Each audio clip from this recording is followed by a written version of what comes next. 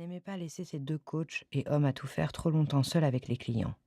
Elle ne les avait pas choisis pour leur envergure intellectuelle et en cas d'incident, ils n'étaient pas fichus de prendre une décision sensée sans en référer à elle.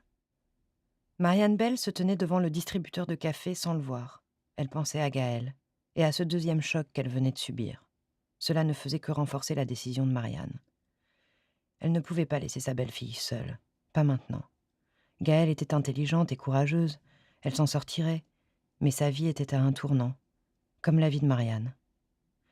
Marianne Bell était une grande avocate, reconnue et respectée, dans une des dernières niches où les hommes règnent en maître. Elle n'avait plus rien à prouver à personne, elle possédait un bel appartement à Paris, dans le 5e arrondissement, une villa à Noirmoutier, un portefeuille financier confortable, et elle était loin d'avoir fait le tour de sa vie professionnelle. Et tout cela, à quoi bon? À part Gaëlle, elle n'avait personne dans sa vie.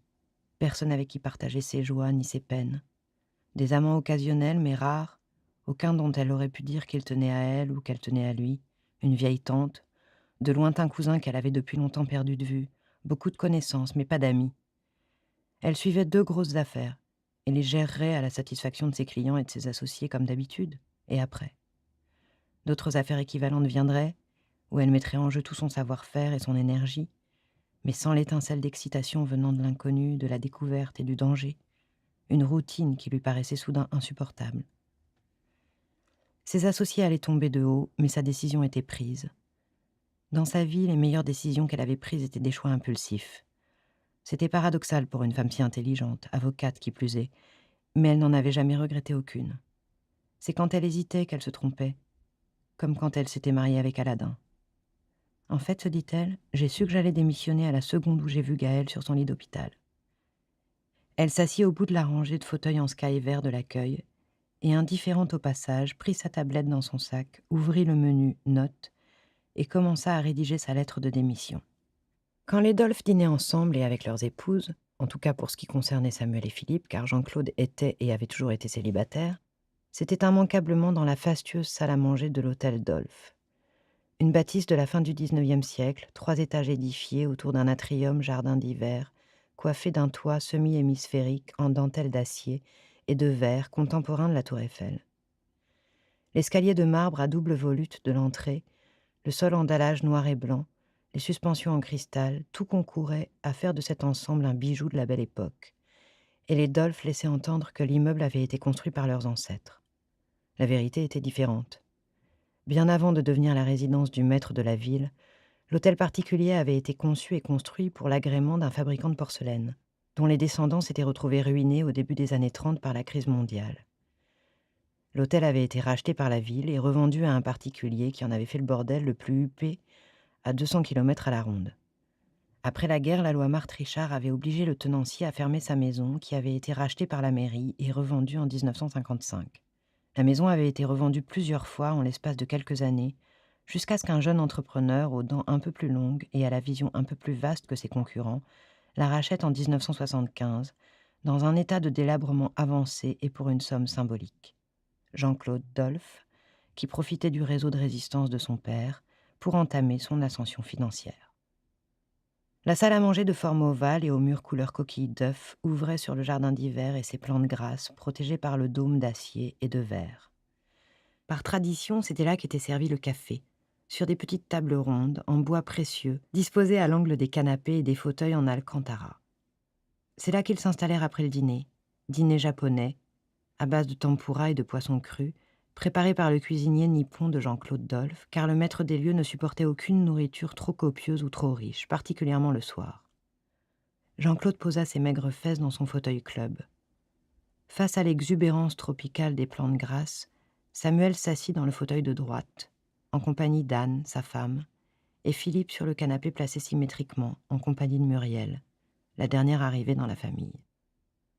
Les 2 serveurs remplirent les tasses, de la tisane détox à l'hibiscus pour Jean-Claude, du café pour ses 2 frères, du décaféiné pour les femmes, et se retirèrent en fermant doucement la double porte incurvée, isolant la famille dans ce havre de confort et de verdure. La température était de 26 degrés et le taux d'humidité maintenu à 85%. Samuel avait ramené son verre ainsi qu'une bouteille de Bourgogne grand cru. Il remplit le verre, le leva en louchant sur son contenu, les yeux plissés, avalant une gorgée, puis une autre. Jean-Claude lui jeta un regard soucieux. C'était au moins le 5e verre qu'ingurgitait son frère depuis le début du dîner, et il ne préjugeait pas de ce qu'il avait avalé avant d'arriver.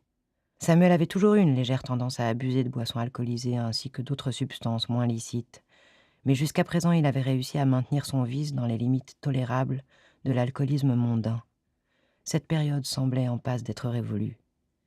À cause du choc provoqué par les derniers événements, ou bien la crise était-elle plus profonde? Anne, de son côté, dissimulait mal son dégoût pour le comportement de son mari. Mais ce fut Muriel qui ouvrit le bal. Pendant le dîner, ils s'en étaient tous tenus à des propos de salon et n'avaient abordé le drame que très superficiellement. « Je ne sais pas ce que vous en pensez, dit-elle, mais pour moi ça sent le brûlé. »« Qu'est-ce que tu entends par là, ma chérie ?» dit Philippe en se tournant vers elle. « Je dis que pour avoir des ennemis qui n'hésitent pas à vous massacrer en plein jour devant tout le monde, c'est le début de la fin. Pour les Dolph, en tout cas. Je crois que je vais me tirer loin d'ici, avant d'y passer moi aussi. »« Allons, ma chérie, dit Philippe en lui prenant la main. Elle se dégagea d'un geste brusque. Muriel était une petite brune de 45 ans à la chevelure bouclée, mais ce n'était pas son minois encore frais qui constituait son principal attrait. C'était l'aura sexuelle qui se dégageait de toute sa personne chaque fois qu'elle faisait un geste, qu'elle ouvrait la bouche ou même qu'elle ne faisait rien. « Tu en penses quoi, Anne ?» demanda-t-elle en se tournant vers sa belle-sœur. D'habitude, les femmes Dolph ne se permettaient pas de telles initiatives quand elles étaient conviées à un dîner de famille. Elles étaient censées écouter leurs beaux-frères et maris avec attention et surtout ne jamais prendre l'initiative d'un jugement. Cette loi était non écrite, mais elle n'avait jamais été aussi cavalièrement ignorée qu'aujourd'hui.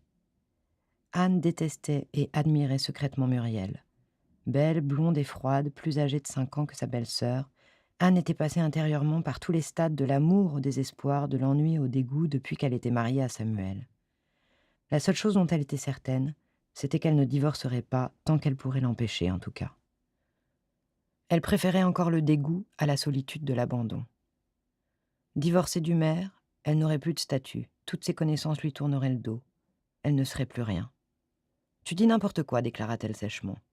Nous sommes tous de la même famille et on se doit à cette ville. On n'abandonne pas le navire de cette façon. » « Le navire ?»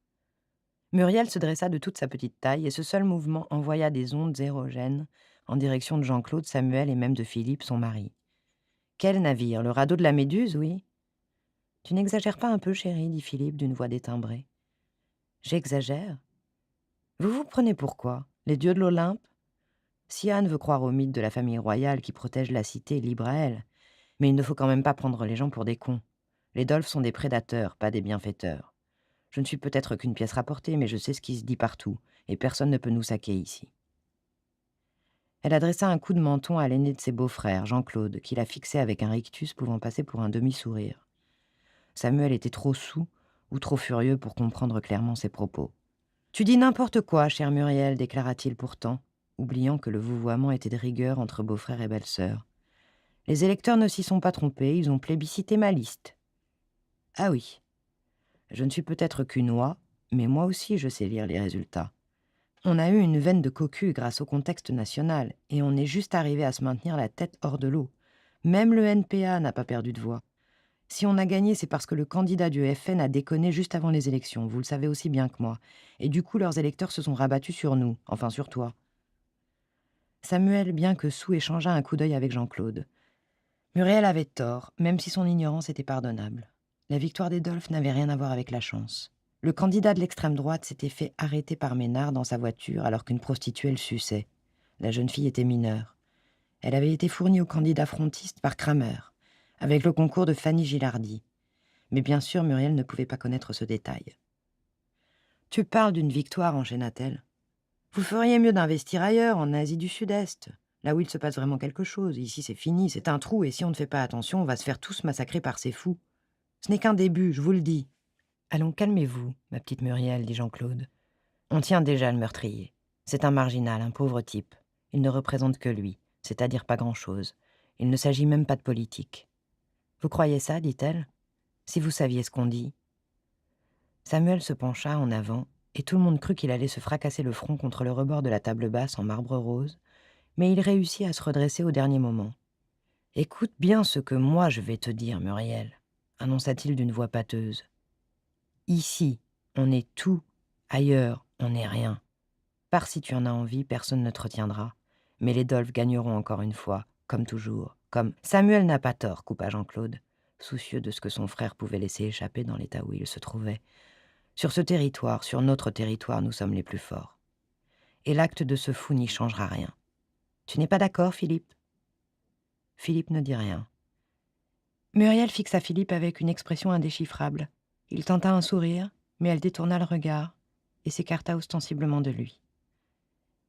Jean-Claude réprima un gloussement.